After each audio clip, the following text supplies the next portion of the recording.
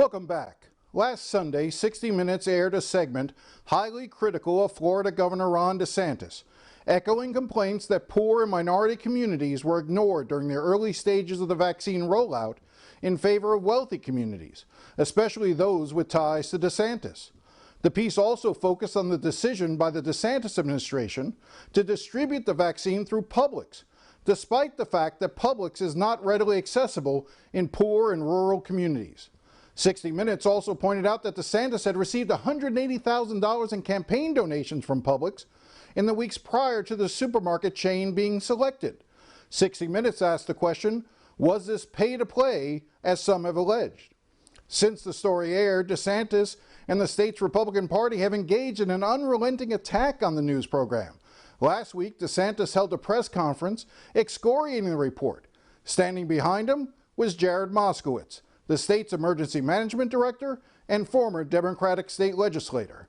After the press conference concluded, I spoke to Moskowitz about the Publix deal and asked him what prompted him to select the supermarket giant. So I reached out to Walmart. Walmart's in really rural areas. They're in urban areas. They would have been the perfect partner. They couldn't start for 21 days. I immediately hung up the phone with them, said, listen, get back to us on the progress. I called up Publix. I mean, this was done on the speakerphone with multiple people in the room because we were ready to take action, get operational. Publix said, hold on, we'll get right back to you. They called us right back a minute or two later. They said, we can start in 72 hours.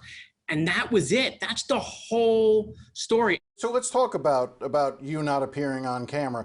Did they provide you an opportunity to appear on camera?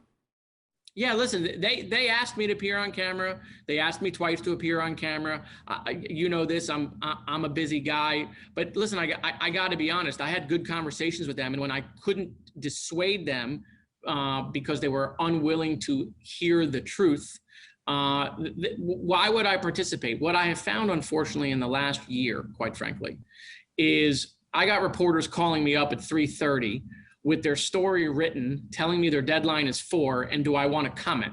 Yeah, but wait a second, Jared. This, I understand that you're a busy guy, and I've always appreciated your willingness to make yourself available to me.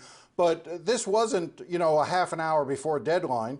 They had been working in the state for weeks and weeks. They had asked you to participate. They had asked you to talk about the very thing that you now are so passionate about. Why did you not take advantage of that opportunity to sit with them and disabuse them, as the governor likes to say, of whatever notion they had on camera? Because why would I want to participate in a false story? I mean, I had told them it was false. I explained it to them. To then try to link that to some donation, I will tell you that 85% of the Florida senators have taken money from Publix. 52% of the Florida House members have taken money from Publix. Are we going to start examining their record and say that there's something there?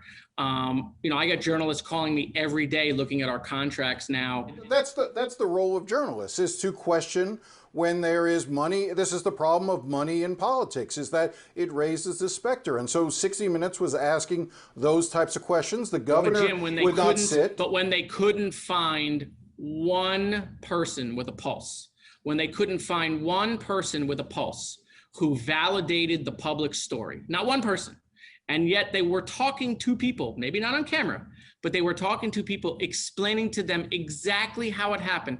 Not involved with the campaign. In fact, I voted for the governor's opponent. Okay, not involved with the campaign, and explained to them they didn't want to take yes for an answer, and they still ran with the story. I want to be clear about something, because you said a moment ago that you made the decision. And I've seen the governor take credit for making the decision. So I want to be really clear here. Who made the decision?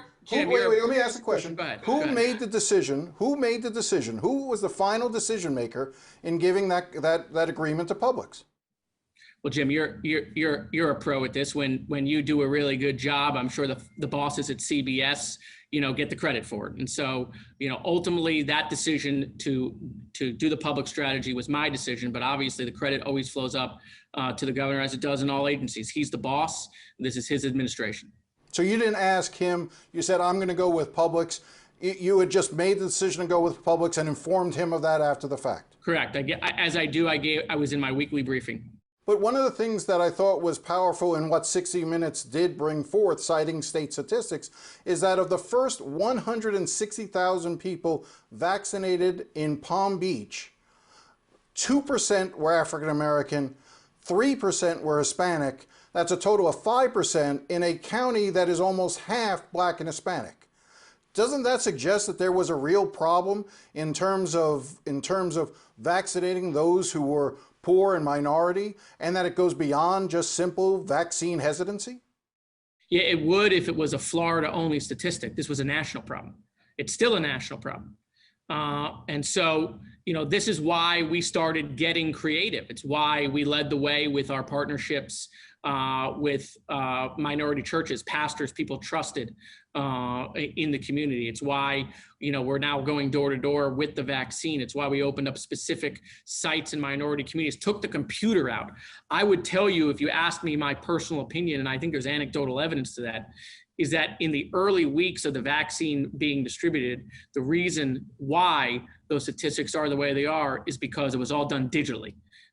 People with 8, 9 devices in their home, laptops, cell phones, tablets, computers, those people were on there hunting and pecking for those appointments. And that did lead to some imbalance, unfair to folks that obviously are socially disadvantaged. I need to try to break down these barriers, get in these communities. And so, that's my job. My job is to get shots in arms. My job is not to, argue with the media. My job is for all of us to work together. Well, the governor doesn't mind arguing with the media, and today at his press conference, he said his exact words were, "We done good."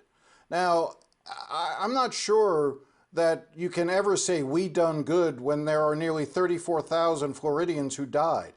It may not be as many as died in New York or California, but that's still a lot of Floridians who are dead now.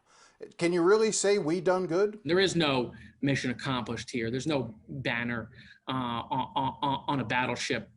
We have lost a lot of Floridians. What we've all gone through, no one has gone through this in 100 years. There are families that have empty chairs and empty tables. They have empty rooms in their houses. There are families that will never heal from what we've all gone through. And so, my job here at the division is try to mitigate that as much as possible. Every single day, waking up, trying to find a new way to save people's lives, go to bed, trying to figure out how do we save people's lives, wake up in the next day and do it all over again. We've done that for over 390 days here at a level 1, the longest this division has ever been activated at a level 1. And so, look, I'm not asking anyone to give us a letter grade. I don't think that there's no winners in this fight against COVID.